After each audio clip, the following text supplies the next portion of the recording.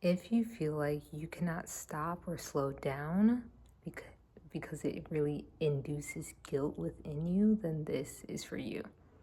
Over my life, I've seen so many men shrink themselves, shrink their emotions in order to feed and express love for their family, my father included. I never saw him cry until his mother passed. And I am 12 years old when my grandmother passed. And when she transitioned, he was in go mode. He's an older sibling, just like I am. So I understand the need to handle things, strategize, and go from there and not show a bunch of emotion. And so even throughout her service, he was not seemingly breaking a sweat. His wife, my mom, even said, "Oh, who's going to be doing the program for her funeral?" And it's just like, you don't see what he's going through, or negating the fact that it's going to be difficult for him as a elder in the church to perform, put on a mask, to then do and make a ceremony out of his mother's funeral. And so he played a role in it, but he didn't do it fully. But it wasn't until after we came back from the service, deep into the night, after the repast, all that, the kiki-in with everybody in the family, it wasn't until then he shut the door and I heard him crying. And I went in there, knocked on the door, and I didn't say anything. I just sat there with him. And that's when I realized that men do have emotion, but the world expects men to always keep it hidden. As a feminine, as a woman, if I'm crying or I'm feeling a heightened emotion, generally it's going to be coddled. It's going to be received by whoever I'm around. Someone's going to try to pacify me, this and that, whatever. But when men go through that and experience natural human emotions, then it's kind of like, oh, why is he being so weak? Or he shouldn't be feeling like that. Or no, you can't cry in this space. Or even laughing. Like, I've had some of my friends that now, from a consciousness level, we can't even interact because of the way that she was treating the king that was in her life. And when he's explaining and sharing different things and did shed tears with him, she was laughing on the phone about it, recounting that discussion or conversation. And it's just like, wow, how many feminines do not allow the masculine to really be and feel everything. And so it's just like, it's a trauma response for men to always have that wall up all the time. And that's exhausting because of course there's layers to it. Women have masks up too, and that's a whole nother discussion, but it's not about us, it's about men right now. And with that, we're even seeing it in the mainstream media, because the feminine is now all up in mainstream media, feminine rights, this, that, and the third, and how masculinity is toxic and divine feminine energy is what's always talked about. But how can we be divine feminines and negate that masculinity has a polar toxicity, sure, but divinity, just like feminines have toxicity and divinity. So I can't be a divine feminine and not hold space for the masculine. That's not divine.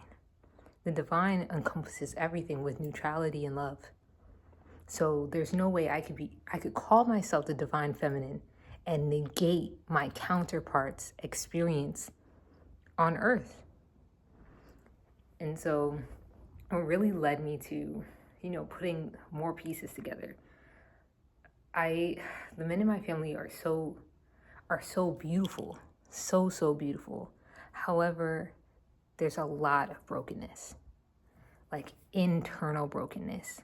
They keep their families together. They do all these things. They sacrifice for all these years. They work jobs that they hate. They don't even think about their own happiness and peace because they're always trying to appease. And usually the person or the people that they're trying to please are feminine. And so it's not to say that as a feminine, I don't want to be loved and protected and provided for. Of course, I am. However, I am first and foremost provided for by Source, all of the universe, because we each are sovereign beings. So to look at another human just because he's in a masculine frame as you need to take care of me or else, or I won't see the worth in you, that's dangerous. It's dangerous. And there's a lot of women who feel like this.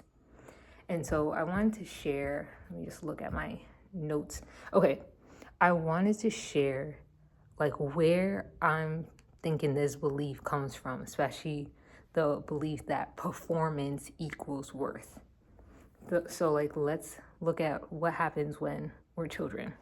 And I'm speaking from a primarily American lens. Please, if you're from a different country, I would love for you to share culturally how this is impacted.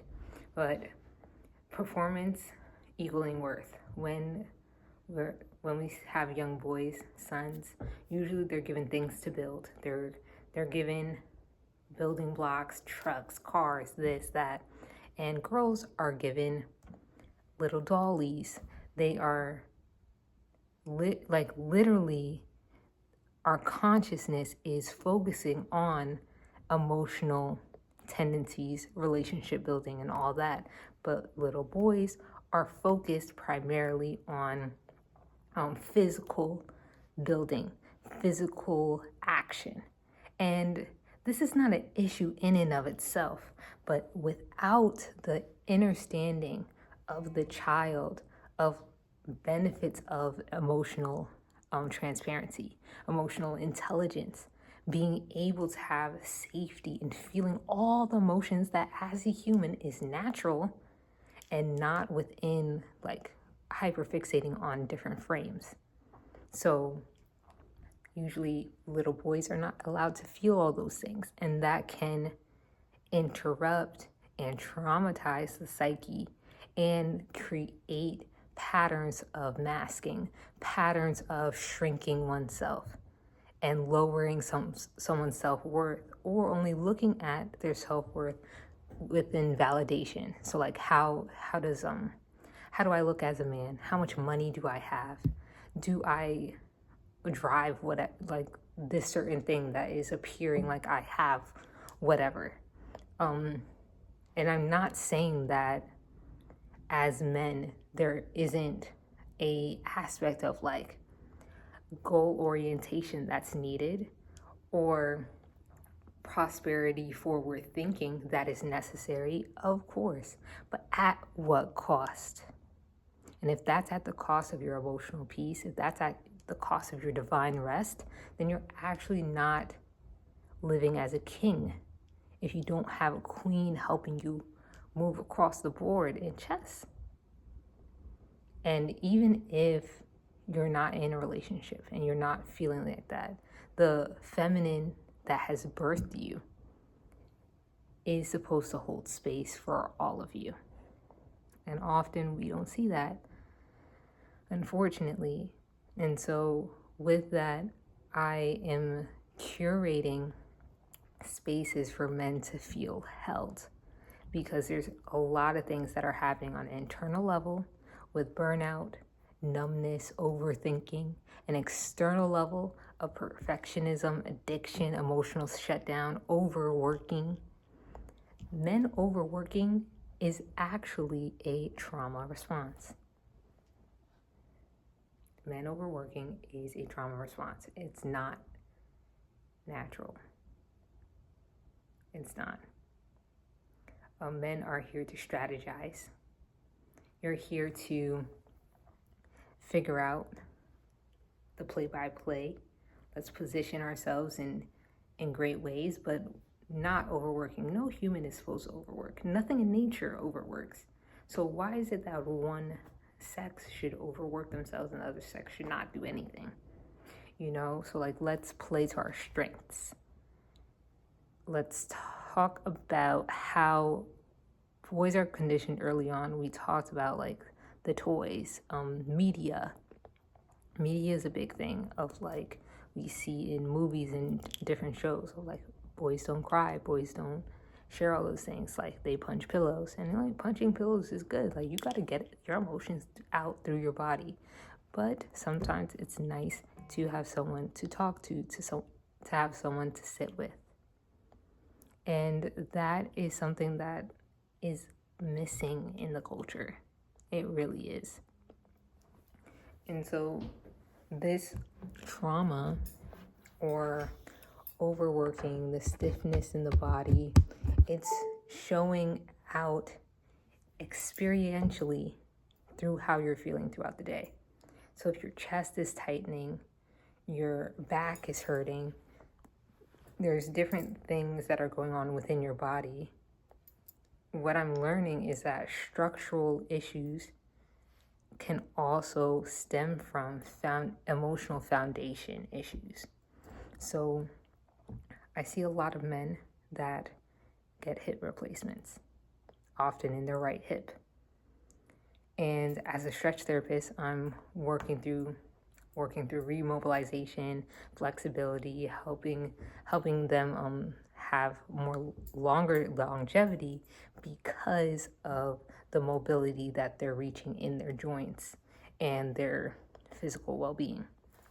So with that, then I'm seeing these hip replacements and I'm just like, what's up with the stiffness and rigidity in the mind of the masculine that is showing up in stiffness and rigidity in their body? Because I am a firm believer in the mind-body connection. So nothing manifests in the body if it wasn't already making seeds and rooting itself in the mind. So everything has a mental cause, a mental causality. So whether that's cancer, whether that's stiffness in joints, which leads to hip replacements, whether that's being overweight, whether that is anything like thyroid issues, all these things, right? They all manifest first in the mind due to mental patterns, consciousness thinking, gaps in consciousness. That's really what I'm trying to say. Gaps in consciousness, and whatever we're not really trying to reveal to ourselves about ourselves or about what we've experienced. And so I find men really push their emotions down. They don't share with their partner. They don't share with who matters to them because they feel like they don't matter. Their emotions don't matter to the people around them.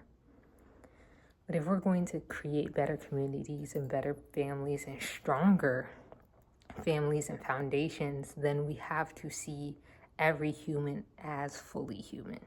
Period, point blank.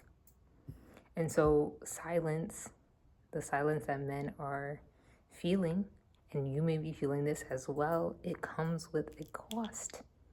It's costing you your true self-expression. It's costing you your peace. It's costing you intimacy with the world around you. Whether that's with your fellow brother, whether that's with your family, your wife, your partner, your queen, whether that's even it's costing you your body. And I find that many masculines are so bent on building muscle mass and being bigger and bulking up. But that's also rooted in, I need more material. I need to take up more space. I'm not saying we need some skinny men. No. Feeling strong and confident in your body is essential. But at what cost and at what length are you willing to go for that? why do you want to take up so much physical space? Is it because the internal doesn't feel safe to take up space? The different intangible aspects of us as beings, and then that the masculine, due to cultural, societal, familial restrictions, don't fully allow you to express and embrace. So the thing is, it's a myth. The masculine myth of holding it all in means that you're powerful. It actually makes you weak. Just like you could snap in half a hard spaghetti, right? But once it's cooked down with hot water and it's softer, it's pliable, it tastes good. So holding it all in, being so stiff and rigid, makes you weak.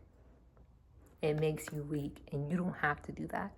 There's spaces for you. There's spaces for you to not feel like that. And I believe that when the feminine holds space for the masculine, there's a level of nuanced intimacy that can't be found in an all men's group. So something that I've been working with my clients about is naming your emotions, naming them. What if softness makes you more of a man and not less of a man? What emotion are you feeling but you don't really want to say out loud? When you come home from work at the end of the day, or you're working from home and you finish your shift, or you had a bunch of back-to-back client meetings, how are you feeling at the end of the day? And yes, you may blow off steam physically, but who do you share those feelings with? Who do you alchemize them with? It can be yourself, but oftentimes it's only yourself all the time, and that's what can be frustrating. So if this resonated, the listening sanctuary right here, it's a place where the unraveling really begins. We go through breath work. We go through somatic stretching releases. We go through rituals and journaling prompts, and really helping you embrace your feminine side with a feminine that is not here to judge you, that is not here to belittle, shame, or guilt trip you, but a feminine that just wants to hold space for you. That's it. So that's why I created the Listening Sanctuary. It's a 3-month incubator where you can move through all these rituals. Every 2 weeks, we have a phone call, physical in-person meeting if you're in SoCal. And everything will embody your body, but also it embodies the connection with your mind. So we're doing duality with that. Because as a masculine, I get it. Your physical matters. And it really does. It's what anchors us into this earth realm, into humanship, if you would. But sometimes you could be so caught up with your body that you forget your mind, or all in your body, no, all in your mind, and you forget your body. So the Listening Sanctuary helps you curate and connect to both while being heard, having a safe space to cry and feel all the emotions. So if you want to hear a little bit more, read about it, feel it out, you can check the link below. Besides that, I am so glad you stuck with me through this whole entire video. I'll be sharing more about what I am doing to impact the masculine frame globally. Because not enough women are doing this. And so I would love to hear your comments and read all of them, and like, what are you really wanting from the feminine, from the woman? What are you wanting? whether it's in your relationships, whether it's in workspaces. What do you feel like we're not hearing that we need to? And so we'll speak till the next one. Peace, love, and light.